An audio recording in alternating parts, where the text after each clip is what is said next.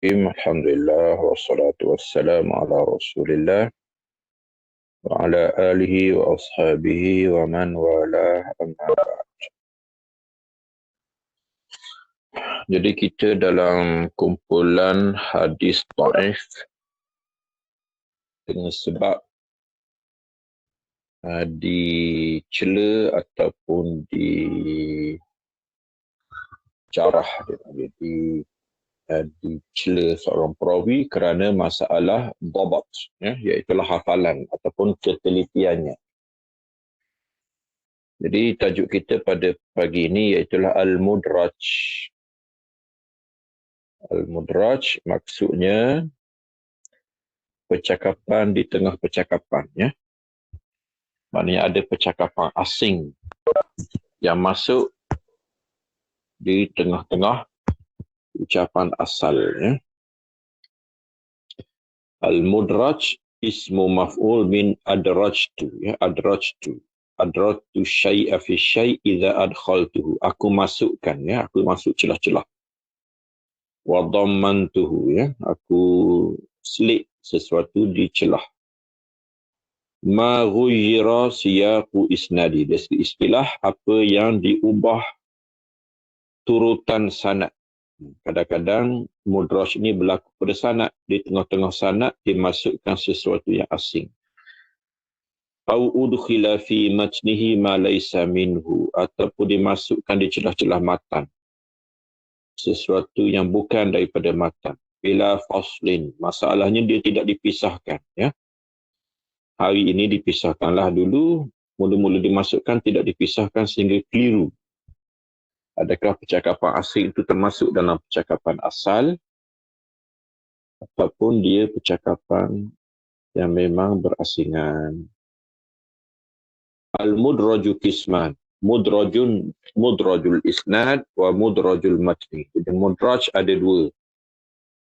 Kadang-kadang mudraj sanad, dimasukkan di celah-celah sanad yang asing, ataupun dimasukkan ke tengah-tengah matan yang asing. Ta'rif dia ma ghayyira siyaqu isnadi. Contohnya, an yasuqa rawi al-isnad. Seorang perawi dibawa sanad. Faya'ridu lahu 'aridun. Tiba-tiba ada sesuatu yang mendatang. Maknanya dia tengah baca sanad, tiba-tiba ada gangguan. Fayaqulu kalaman min kibari nafsihi. Jadi dia pun bercakap dengan gangguan itu. Dengan ada orang yang mencelah. Fayadhunnu ba'du man sami'ahu anna zalikal kalam huwa matnu zalikal isnad. Jadi murid yang tak sedar ni, dia hanya menulis. Dia tak tengok tok guru dia bercakap lain. Dia menyangka bahawa tok guru dia masih lagi baca sanad. Fayadhunnu ba'du man sami'ahu anna zalikal kalam huwa matnu zalikal isnad. Jadi disangka bahawa tok guru dia masih lagi bercakap pasal sanad, sedangkan tok guru sedang bercakap benda lain. Fayarwi anhu kadzalik. Masalahnya dia riwayatkan hadis itu dengan sanad yang bercampur tadi. Contohnya, Qissatul Sabit Ibnu Musa Az-Zahid fi riwayatihi man kasurat salatuhu bil-lail hasuna wajhu bin-nahar. Hadis siapa yang banyak sembahyang malam, ceria atau cantik wajahnya di siang. Kisahnya Sabit bin Musa dakhala ala Syarik bin Abdullah Al-Qadhi wa huwa yumli. Jadi kisahnya Sabit bin Musa ini, dia masuk jumpa Syarik bin Abdullah Al-Qadhi. Syarik sedang yumli, sedang baca hadis untuk dicatat oleh murid. Jadi dia kata haddatsana al-A'mash an Abi Sufyan an Jabir qala Rasulullah sallam wa sakata liyaktubal mustamli. Okey, dia diam.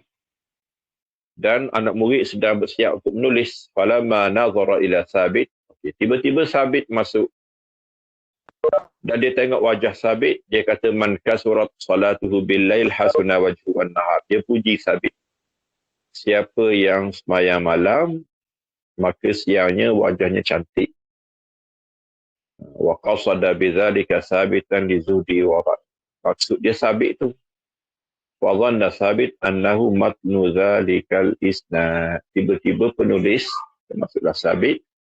Dia masukkan hadis tu, dia sangka bahawa itulah hadisnya. Sedangkan fakana yuhadis, dia baca lagi hadis tu. Sedangkan itu ucapan gurunya, Syarik, untuk menceritakan perihal sabit, bukan hadis. Ya. Jadi hadis itu dhaif lah. Mudrajul matni, kadang-kadang percakapan yang masuk di celah matan. Ya. Ma'udkhila fi matnihi ma laysa minhu bila faslin. Apa yang dimasukkan di celah-celah matan, sedangkan dia bukan daripada matan, tanpa misah. Kadang-kadang awal al-hadis, permulaan hadis. Wahuwa qalil lakinnahu aksar min wuku'i fi wasatih. Yang kedua, fi wasatil hadis. Yang ketiga, akhirul hadis. Biasanya hujung ni biasa. Di hujung hadis. Contoh di awal hadis, sababu anna rawi yakulu kalaman yuridu an yastadillu alaihi bil hadis fayati bihi bila faslin fayatawahamu sami'u annal kul hadis. Jadi kawan tu nak cerita satu hukum lalu bawa hadis. Tapi pencatat dia catat semua sekali dimasukkan dalam hadis tanpa pemisah. Contohnya ma rawahul khatib min riwayati Abi Qattan wa Syababah an Syu'bah ibn Ziyad ibn Muhammad an Muhammad ibn Ziyad an Abi Hurairah qala Rasulullah asbighul wudu. Asbighul wudu itu bukan hadis. Itu ucapan Abu Hurairah, ucapan perawi. Wailun lil aqabi minan nar. Itu hadis. Jadi asbighu minan nar itu perintah guru, ya, guru kata ratakan wudu. Kerana Nabi bersabda wailun lil aqab, itu hadis. Jadi asbighul wudu mudraj min kalami Abi Hurairah. Jadi Abu Hurairah dia nak suruh anak murid dia ratakan wudu. Dia kata asbighul wudu, lalu disebut wailun. Wailun ni hadis. Jadi anak murid masukkan sekali asbighul wudu pun dalam hadis. Jadi itu dimasukkan percakapan guru ke dalam hadis di awal hadis, ya. Contoh di tengah, kana Nabi sallallahu yatahannas fi ghari wa huwa ta'abbudu. Jadi wa huwa ta'abbudu tu kan sekarang dipisahkan, dulu tak dipisahkan. Ta'abbudu tu itu perkataan Aisyah. Yatahannasu dengan makna yata'abbadu, ya. Dan bukan kalau Zuhri masalah. Zuhri menerangkan perkataan Aisyah. Yatahannasu itu cakap Aisyah menceritakan Nabi SAW beribadat. Yatahannas dengan makna yata'abbad. Itu yata'abbad, at-ta'abbud itu perkataan Zuhri. Dimasukkan di celah-celah hadis, ya. Jadi at-ta'abbud tu orang tak panggil hadis. Hadis mudraj orang panggil, ya. Okey. Contoh yang akhir.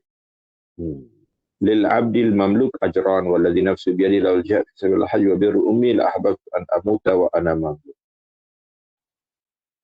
Jadi lil abdil mamluki ajran itu hadis. Adapun demi Tuhan yang nyawa itu di tangannya, bukan kalau tidak pernah jihad, kalau tidak kena haji dan kalau tidak kena buat berbakti kepada ibu, aku suka untuk mati dan aku hamba. Jadi di awal tu hadis. Wallazi nafsu, sumpah sampai akhir itu perkataan Abu Hurairah. Itu berlaku di hujung. Bebraj. Ya, murid memasukkannya dalam hadis. Sedangkan itu ucapan Abu Hurairah. Abu Hurairah berkenaan dengan hadis, bagi hamba dua pahala. Ya. Pahala berbakti kepada Tuhan, pahala berbakti kepada tuan dia. Abu Hurairah kata, kalau boleh aku pun nak jadi hamba. Tapi hamba tak boleh berjihad. Hamba tak boleh haji. Hamba tak boleh buat baik pada apa kecuali dengan izin Tuhan. Itu mudraj. Dawail idraj. Kenapa idraj berlaku? Pertamanya bayan hukum syar'i, menerangkan hukum syarak macam ucapan Abu Hurairah tadi. Asbighu bil wudu. Hukum syarak ialah meratakan wudu. Tidak tengah hukum tu, tapi orang masukkan hukum tu dalam hadis. Istimbatu hukum syar'i, mengeluarkan hukum syarak daripadanya. Ya. Qabla ayyutimmal hadis. Belum daripada dia melengkapkan hadis. Syarah lafaz macam tadilah. At-tahannus, at-ta'abbud. At-ta'abbud itu perkataan Zuhri. Kaifa yudrakul idraj. Macam nak kesan. Yang pertamanya, wuruduhu mufasilan fi riwayatin ukhra. Riwayat lain tak sebut. Ataupun riwayat lain pisahkan. at-tansis alaihi min ba'dil a'immatil muqtali'in. Nas yang disebut oleh sebahagian ulama yang mengesan. Ya. Ada ulama menaskan, menyebut secara kenyataan yang jelas bahawa ini adalah idraj. Ikrar rawi itu sendiri mengaku bahawa dia melakukan idraj, istihalah ataupun mustahil macam tadi. Kalau tidak kerana berbakti kepada ibuku. Ibu Nabi mana ada? Itu kata orang yang ada ibu. Orang yang ada ibu, iaitulah Abu Hurairah yang ada ibu. Hukumul idraj, al-idraju haram ya, bi ijma' ulama. Wa istasna min dhalika ma kana idraj, maknanya sengaja memasukkan sehingga merosakkan hadis ataupun matan ataupun sanad itu haram. Kecuali tidak sengaja lah macam tadi. Macam mana ya? Kecuali untuk menafsirkan gharib, maka itu tidak salah. Tapi itu pun kena pisahkan. Ya. Kita ada kitab khusus mengenai idraj ini, iaitu Al-Faslu lil Wasli Al-Mudraji fin Naqli. Ya. Taqribul Manhaj bitartibil Mudraj Ibn Hajar. Ya. Okey, satu lagi yang kita nak baca ialah Al-Maqlub. Al-Maqlub mana hadis yang terbalik. Ya. Ibdadu lafzin bi akhar. Ya. Tukar lafaz dengan lafaz yang lain pada sanad. Bitakdim atau takhir. Didahulukan yang sepatutnya dilewatkan ataupun melewatkan sesuatu yang sepatutnya didahulukan. Ya. Contohnya, maqlubus sanad. Maqlub ada dua ya, macam mudraj juga. Mudrajus sanad, mudrajul matan. Maqlub pun maqlubus sanad, maqlubul matan. Ya. Maqlubus sanad, tengok. Contoh dia, an yuqaddim ar-rawi wa yuakhir fi ismi ahadi ruwati wa ismi abi. Tertukar ya, nama dia dengan nama ayah. Nama ayah didahulukan daripada nama dia. Contohnya Ka'ab bin Murrah. Ada setengah sanad disebut Murrah bin Ka'ab. Ini tersilap. Ka'ab bin Murrah. Ka'ab anak Murrah bapa. Yang bukan Murrah anak Ka'ab bapa.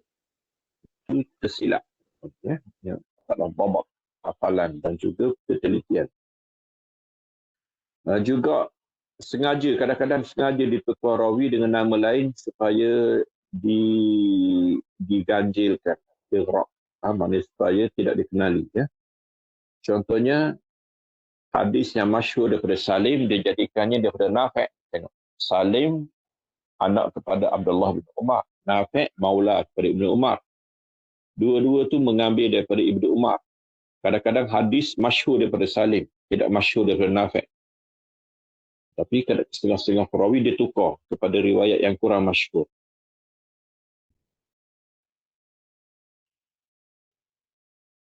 Contohnya hadis ni ya, idza laqitumul musyrikin fi tariqin fala tabda'uhu bisalam. Kalau kamu bertemu dengan kaum musyrikin di jalanan, jangan dahulukan dia dengan salam. Biar mereka bagi. Ini makhluk.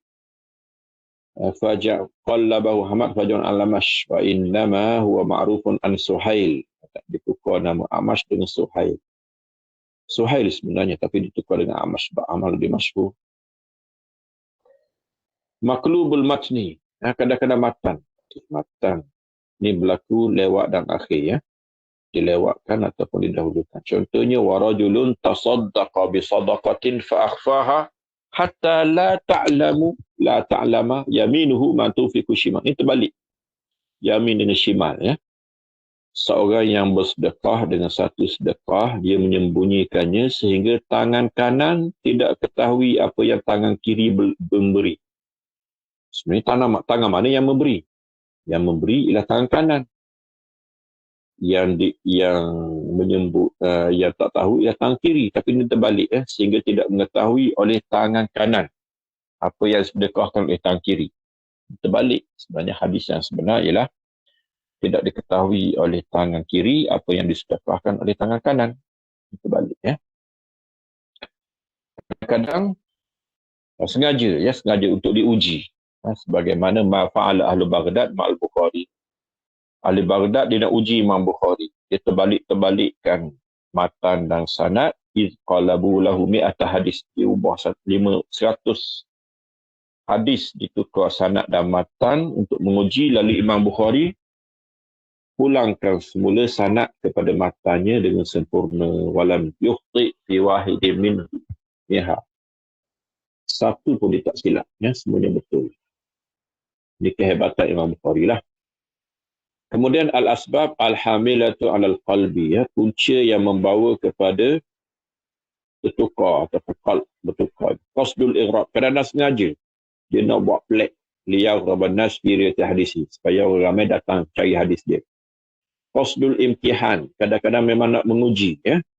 Ta'akud min hifzil hadis, nak kepastian hadis itu dihafal, macam yang berlaku kepada Imam Bukhari yang dilakukan ujian oleh ahli Baghdad. Al-wuku' fil khata', kadang-kadang memang tersilap. Dia tersilap macam mana? Lidah dia laju, dia silap. In kana al-qalbu bi qasd al-ighraq fala syakka fi annahu la yajuz. Yang pertama ni tak haruslah. Tujuan nak pelik saja. Lianna fi taghyiran lil hadis, itu mengubah hadis. Wa in kana bi qasd al-ihdam fa jaiz. Kalau sengaja nak test, nak uji, itu boleh, tak ada masalah. Litasabut min hifzil muhaddis, supaya kita nak pastikan bahawa memang hafalan dia kuat macam Bukhari tadi. Wa in kana an khata'in fala syakka anna fil maut. Kalau tersilap itu dimaafkanlah, ya. Itu dimaafkanlah.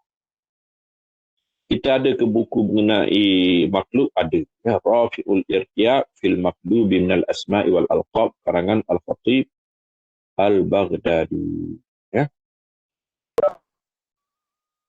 Itu je saya nak baca pagi ni, ya. Dua ni je saya nak baca, nanti kita akan baca lain, ya. Tajuk yang seterusnya.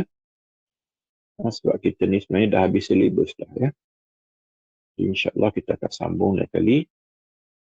Ini apa yang sempat kita baca pagi ni. Wassalamualaikum warahmatullahi wabarakatuh. Wa ala alihi wa ashabihi wa sallama tasliman katsira. Subhana rabbika rabbil izzati amma yasifun wa salamun ala mursalin. Alhamdulillahi rabbil alamin. Wassalamualaikum.